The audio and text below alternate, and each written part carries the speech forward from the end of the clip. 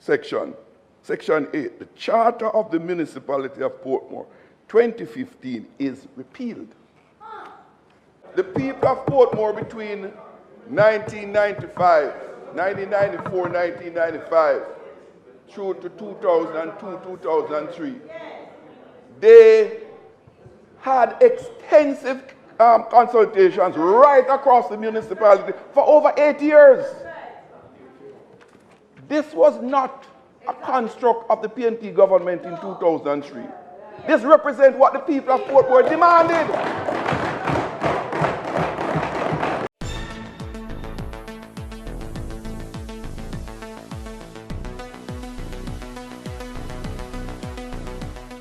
Bless up ABR family and viewers. Welcome back to the channel. It's your girl Isabel Rose, and in this one, drama ensues in the House of Parliament today, where the Minister of Local Government, Desmond McKenzie, moves ahead with the bill to turn Portmore into the 15th parish.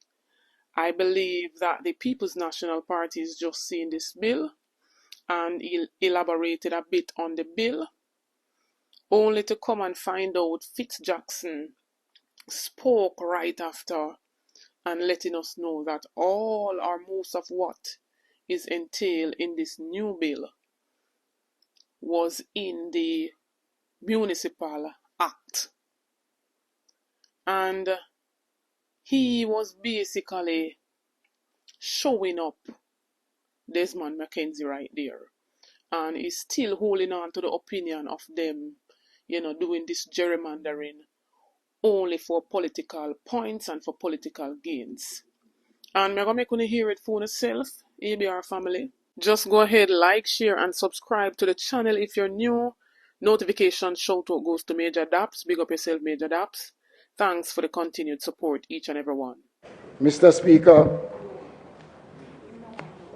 this is a day of tremendous historical significance. This is the day when we, as lawmakers of this Parliament, begin the process of transforming the city municipality of Portmore into the parish of Portmore and the 15th parish of Jamaica. This is not merely adding to the counts of parishes in the island. It is in fact the first time in the history of post-colonial Jamaica that a new parish is being created. I want to share a little facts less known with my colleagues and those in the gallery and those who are watching online today. Our parishes are the main units of local government in Jamaica. Having been created following the English settlement of this country in 1655, there were originally 7 parishes, and by early 1867, that number increased to 22. This law was reduced by Law 22 in 1867 to create 14. Jamaica has had 14 parishes since May 1, 1867. Today, therefore, nearly 158 years later, we are beginning the process of giving formal recognition and further empowerment to the people of the largest community in the Caribbean.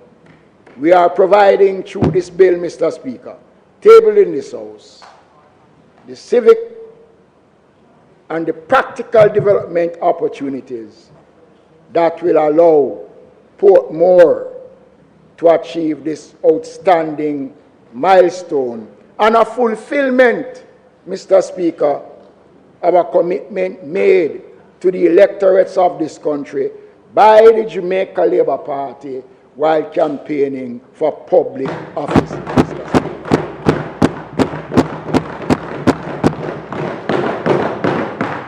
Much has been said over many years across political administration about the importance of Portmore and the aspirations of the people who live and work there.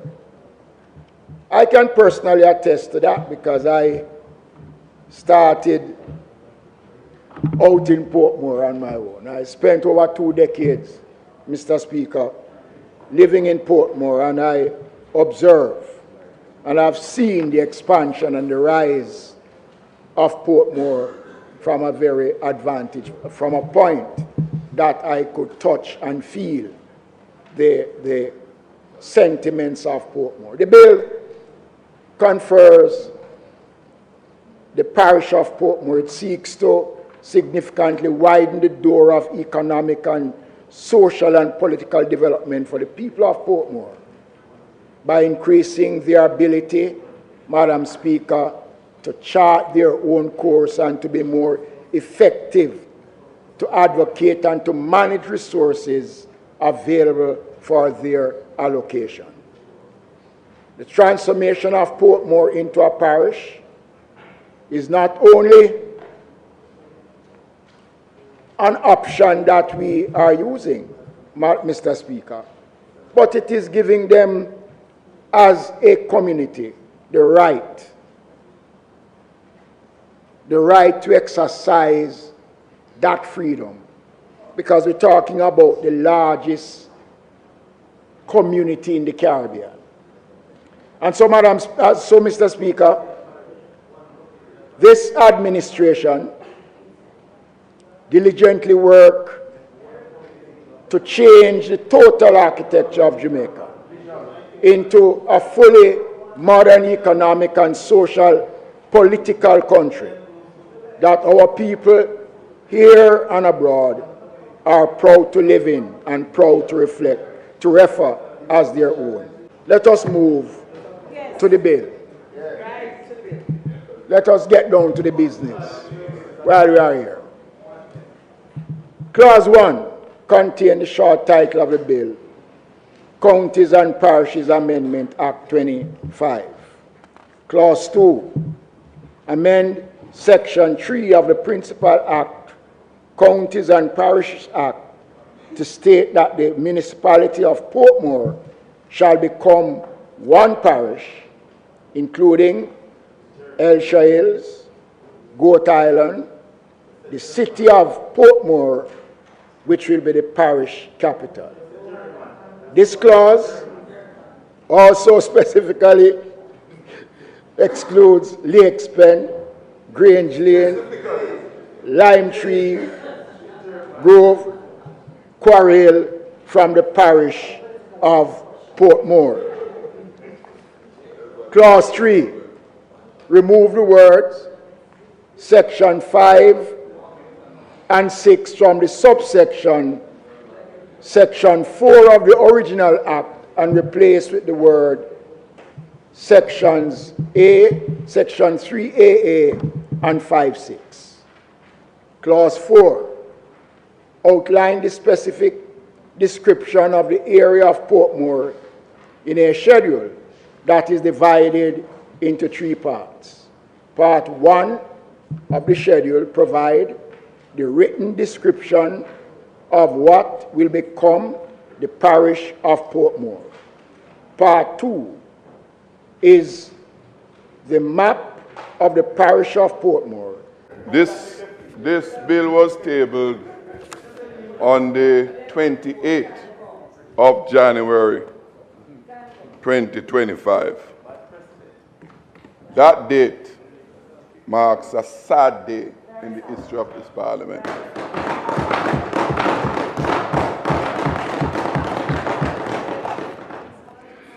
Mr. Speaker, it's interesting, I sat there and I listened to the minister did this bill. What was significant?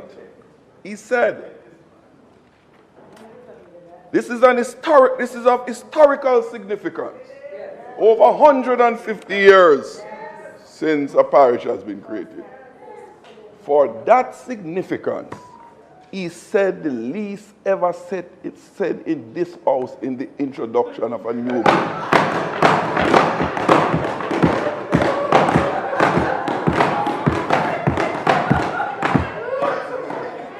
Mr. Speaker,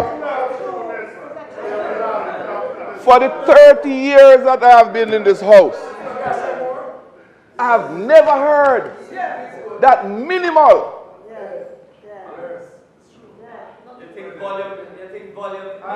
You keep quiet.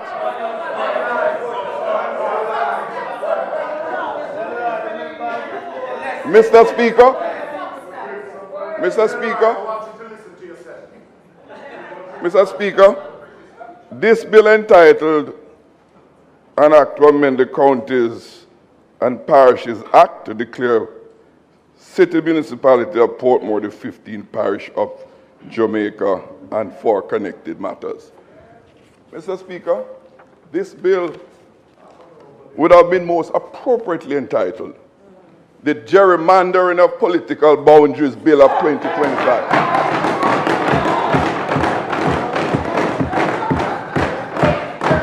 A bill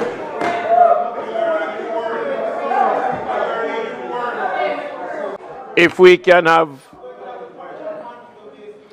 let us. Mr. Speaker, nowhere in my presentation or nowhere written within the bill or in my remarks was the word gerrymandering. So I would ask the member not to rename, which is his intention, Mr. Speaker. Okay? A bill, Mr. Speaker, such a bill is for the resurrection of political tribalism in Jamaica.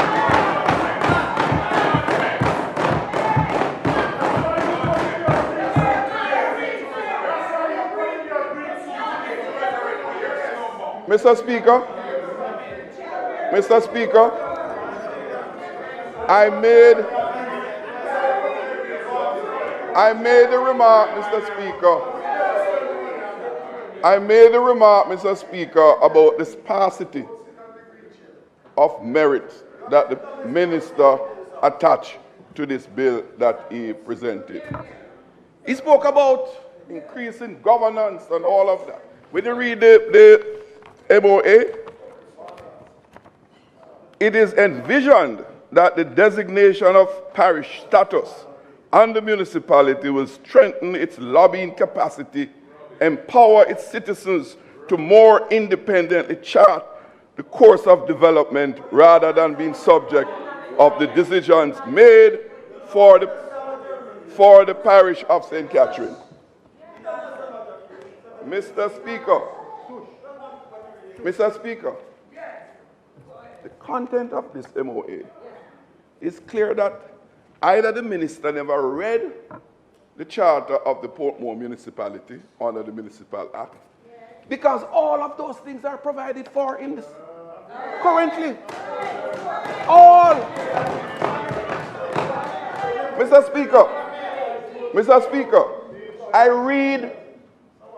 read from the Municipal Act Charter of Portmore Municipality. Objects of the municipality to provide for efficient and accountable management of the affairs of the municipality of Portmore, to institute such measures as are necessary for ensuring that the management of the affairs of the municipality are conducted in a manner which is responsive to the needs and aspirations of the inhabitants of Portmore. It's here. And it goes further. To provide a governance mechanism which will enable the inhabitants of Portmore to participate in determining the social services and regulatory framework which will best satisfy their needs and expectations. And it goes on. Verify whether public resources and authority are utilized or exercised as the case may be to their satisfaction. To their satisfaction. It's here. And it goes on. And it goes on. To vigorously pursue the development opportunities which are available to Portmore and to institute such measures as are necessary for achieving public order and the provision of civic amenities so as to enhance the quality of life of the inhabitants. To promote social cohesiveness and a sense of civic duty, responsibilities among all inhabitants and stakeholders in Portmore in order to facilitate collective action and commitment towards achieving the goal of a harmonious and stable community. This is here. Nothing will be created by what they're seeking to do. But you know what, Mr. Speaker? You know what, Mr. Speaker? In this bill lies a slew of deception. A slew of deception. If you look at clause, this is a bill with 9 clauses. If you look at clause 8, a simple one sentence, section 8, the Charter of the Municipality of Portmore, 2015 is repealed. One sentence, repeals the charter. You know what else is in this charter that they're repealing, Mr. Speaker? You know what they are ripping apart from the people of Portmore, Mr. Speaker? They are ripping away from Portmore their right to elect their own mayors. That is what is provided for in the charter. Those are not my opinion. This is here. Read it. This is what is in the charter. Mr. Speaker, one of the reasons why I feel very strongly about this matter, the people of Portmore between 1994, 1995, through to 2002, 2003, they had extensive consultations right across the municipality for over 8 years. This was not a construct of the PNP government in 2003. This represents what the people of Portmore demanded.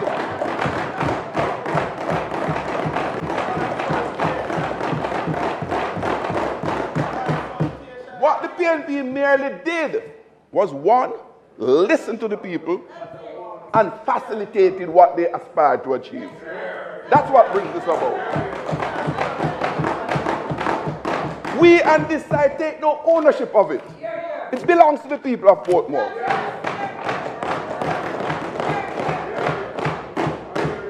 We never gloat about we give Portmore a municipality. We didn't.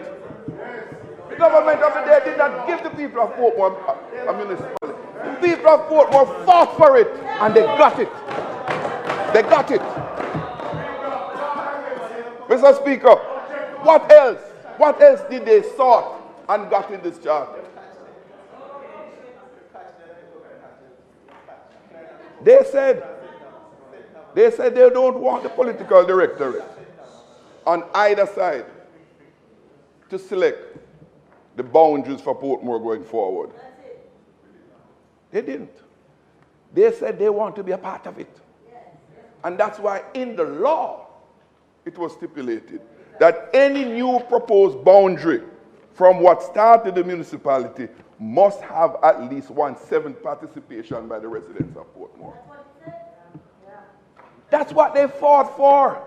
What this bill that this government brings here is to say to the people of Portmore, shut your mouth. We will not listen to you. You will determine their boundaries. That's what this bill does.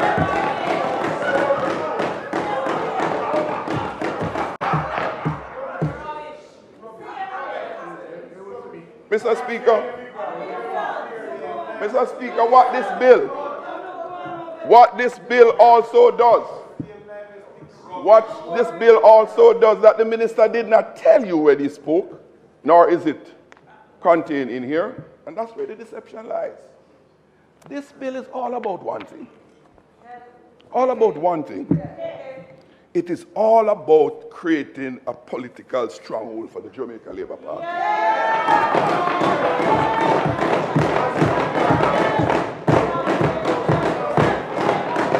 Member Jackson. Mr. Speaker, again, I'm going to ask for your protection. The bill that was tabled, Mr. Speaker, speaks specifically in making Portmore the 15th parish.